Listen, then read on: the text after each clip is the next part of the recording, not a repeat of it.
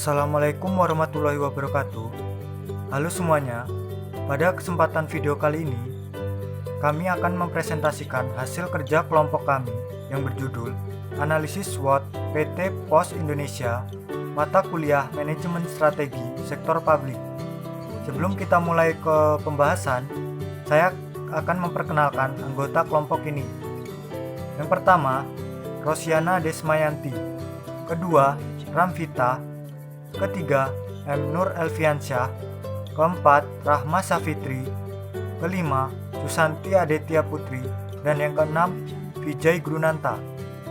Oke, langsung saja ke pokok pembahasan yang pertama, yaitu apa itu SWOT. SWOT merupakan singkatan dari strength, kekuatan, weakness, kelemahan, opportunity, peluang, dan threat, ancaman.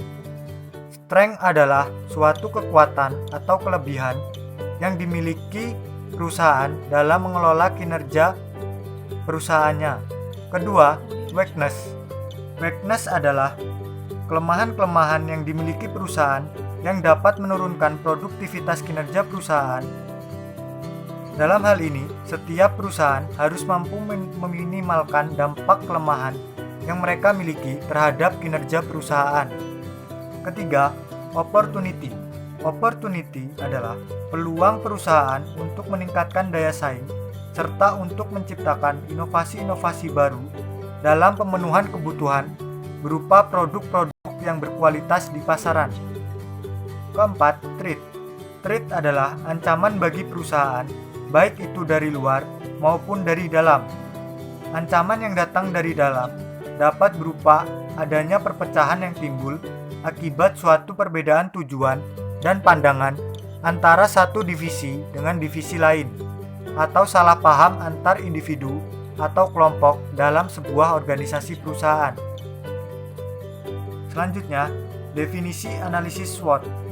Analisis SWOT adalah proses identifikasi berbagai faktor secara sistematis guna menentukan rumusan yang tepat dan melakukan strategi perusahaan yang terbaik. Analisis ini berdasarkan pada logika yang dapat memaksimalkan kekuatan, strength, dan peluang, opportunity. Namun, secara bersamaan, dapat meminimalkan kelemahan, weakness, dan ancaman, threat. Berikutnya, definisi analisis SWOT menurut ahli. Analisis SWOT adalah penilaian menyeluruh terhadap kekuatan, strength, kelemahan, weakness, peluang, opportunity, dan ancaman, threat suatu perusahaan. Analisis ini diperlukan untuk menentukan beberapa strategi yang ada di perusahaan. Salah satunya yang kita bahas adalah strategi promosi dan penempatan produk. Pendapat ini menurut Kotler dan Armstrong. Berikutnya, analisis SWOT PT Pos Indonesia. Pokok pembahasan yang pertama adalah strength. Pertama, PT Pos Indonesia berkomitmen untuk memberikan solusi terhadap permasalahan fungsi logistik pelanggan dengan kerangka kerja yang bersinergi dan bekerja sama untuk mencapai tujuan. Kepercayaan dan kejujuran, saling menghargai, profesional adalah budaya yang diterapkan oleh PT Pos Indonesia. Kedua, strategi PT Pos Indonesia terfokus pada penciptaan nilai tambah bagi pelanggan melalui penurunan harga, peningkatan layanan, implementasi yang lebih cepat dan fleksibel. Ketiga, manajemen pada PT Pos Indonesia adalah manajemen unit bisnis total logistik strategi diarahkan pada sebuah institusi yang dedicated dan fokus dengan orientasi utama pada total solution kepada customer. Organisasi akan dikelola sebagai strategi bisnis unit atau SBU PT Pos Indonesia yang mengedepankan prinsip-prinsip pengelolaan bisnis secara profesional. Keempat, mempunyai jaringan yang sangat luas hingga 4.800 kantor pos online. Jumlah titik layanan point of sales mencapai 58.700 titik dalam bentuk kantor pos, agen pos, mobil postal service, dan lain-lain. Kelima, Pos Indonesia memiliki jaringan yang dedicated, sistem distribusi yang handal, track and trace, layanan yang prima, kecepatan, ketepatan, serta harga yang kompetitif. Keenam, kantor pos merupakan tempat strategis untuk transaksi penjualan atau distribusi barang dan jasa. Selanjutnya, weakness. Pertama, kurangnya iklan publikasi untuk informasi produk. Kebanyakan masyarakat Indonesia masih belum paham dengan cara kerja ataupun mekanisme dari produk-produk yang ada dalam PT Pos Indonesia, sehingga konsumen enggan dalam menggunakan produk yang telah ada. Kedua, kebanyakan produk-produk inovasi baru PT Pos Indonesia masih digunakan oleh masyarakat menengah ke atas. Contohnya seperti mail online. Terbatasnya jaringan online di masyarakat itulah yang jadi hambatan karena tidak semua orang memiliki jaringan internet. Ketiga, masyarakat Indonesia masih belum percaya dengan keamanan informasi di Indonesia karena banyaknya problem dan tragedi yang terjadi belakangan ini di dalam negeri. Oleh sebab itu, meyakinkan dan memberikan keamanan informasi produk-produk PT Pos Indonesia adalah tugas utama agar masyarakat kembali percaya dan tidak takut tentang health hack system yang sedang marak belakangan ini. Selanjutnya, opportunity. Pertama, banyaknya pihak membutuhkan jasa pengiriman. Indonesia yang memiliki banyak pulau, tentunya jasa pengiriman yang dimiliki PT Pos Indonesia ini sangat diperlukan untuk mengantarkan barang dari satu tempat ke tempat lainnya, atau dari satu pulau ke pulau lainnya. Kedua, tren kemajuan teknologi di bidang e-commerce dan bisnis online shop di Indonesia. Dengan adanya perkembangan teknologi, bisnis e-commerce dan online shop yang muncul langsung tumbuh secara cepat di Indonesia.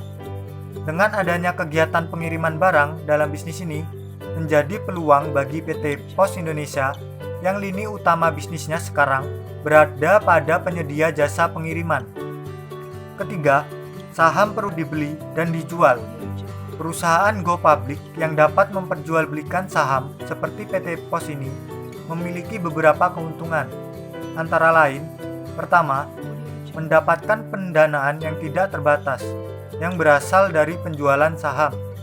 Kedua, memudahkan ekspansi dan perkembangan perusahaan, yaitu dengan kerjasama dan bantuan dari investor. Keempat, cabang perusahaan yang telah berada di seluruh pelosok Indonesia. Cabang perusahaan PT Pos sudah tersebar luas di Indonesia karena perusahaan ini sudah berdiri sangat lama.